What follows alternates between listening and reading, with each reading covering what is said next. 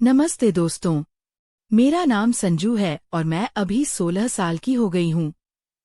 मैं 9वीं से 10वीं कक्षा में पहुँच गई हूँ और हमारी स्कूल में गर्मियों की छुट्टियाँ शुरू हो गई हैं।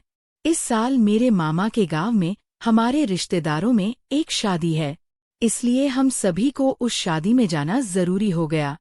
हम पुणे में रहते हैं और मामा नागपुर में। मम्मी पहले मुझे भेजना चाहती थी, इसके लिए मामा को पुणे आना था। मम्मी पापा से कह रही थी कि रिया को अगले साल 10वीं है, इसलिए उसे कहीं जाने का मौका नहीं मिलेगा, तो अब उसे मामा के साथ पहले ही भेज देते हैं, फिर हम सीधे शादी में चले जाएंगे। पापा ने भी हाँ कह दिया। मेरा मामा बहुत लंबा और हट्टा-कट्टा है। दिखने में भी वह बहुत गोरा और हैंडसम है, इसलिए मुझे वह पहले से ही पसंद है। उसकी उम्र अब 28 साल होगी। वह मम्मी का सबसे छोटा भाई है। पता नहीं क्यों, लेकिन मुझे वह बहुत आकर्षक लगता है। 2 साल पहले जब मैं मामा के घर थी, तब की एक घटना मैं आपको बताती हूँ। मामा अभी अभी नहाकर लौटा था और मैं हॉल में टीवी देख रही थी। उस वक्त मामा ने सिर्फ तौलिया लपेटा हुआ था। मेरा ध्यान उसकी तरफ गया। वह बहुत आकर्षक लग रहा था। वह गीला होने की वजह से उसका पैर टाइल्स पर फिसल गया और वह गिरने वाला था। तभी उसने दीवार पकड़ ली और संभल गया, लेकिन इस अफरा तफरी में उसका तौलिया खुल गया।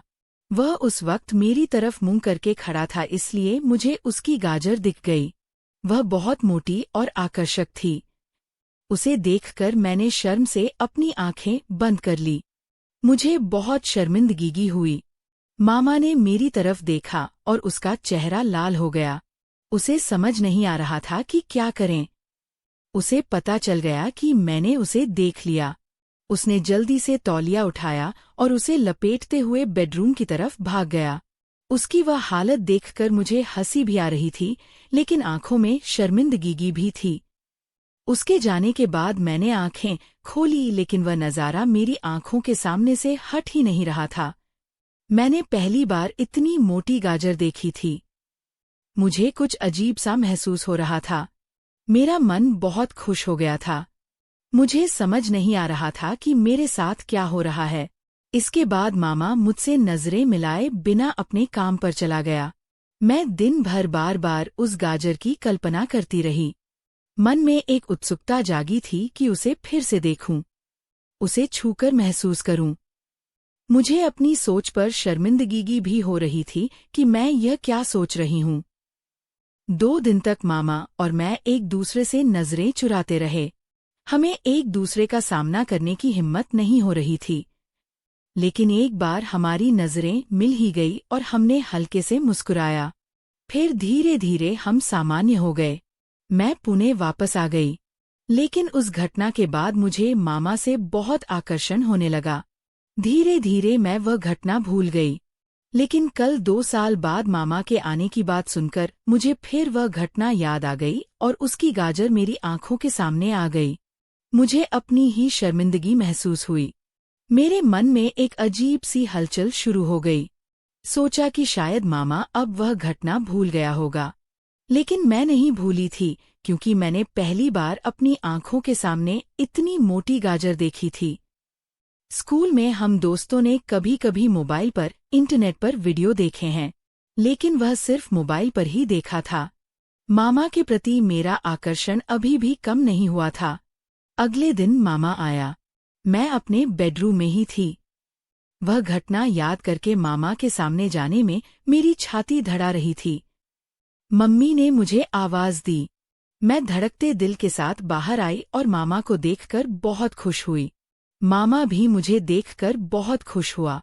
उसने मुझे पास बुलाया और मम्मी से कहा, रिया तो बहुत बड़ी हो गई है। क्या बात है, अब 10वीं में गई है ना? मैं खुशी से बोली, हाँ मामा, इस साल 10वीं में गई हूँ। उसने मेरी तरफ देखकर मुस्कुराया। मामा बहुत सामान्य व्यवहार कर रहा था। उसके बात करने से लग रहा था कि वह पुरानी घटना भूल गया होगा।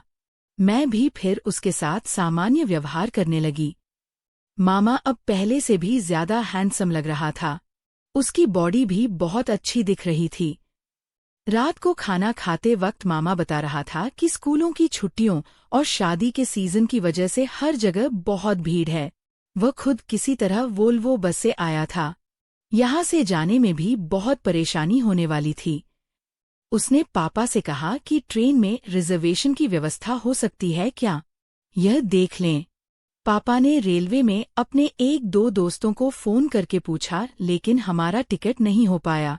मामा मम्मी से कह रहा था, दीदी तुमने पहले बताया होता तो मैं कुछ इंतजाम कर लेता, लेकिन तुमने मुझे वक्त पर नहीं बताया इसलिए कुछ कर नहीं पाया। मम्मी बोली, अरे भाई, रिया की परीक्षा चल रही थी और वैसे भी वह पहले हमारे साथ ही आने वाली थी।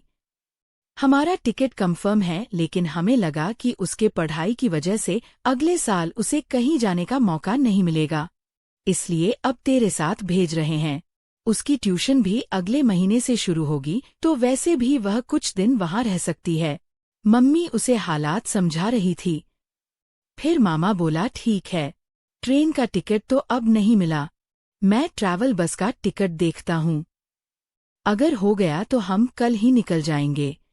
उनकी बातें सुनकर मैं टेंशन में आ गई थी कि अगर टिकट नहीं हुआ तो मुझे मामा के साथ जाने का मौका नहीं मिलेगा।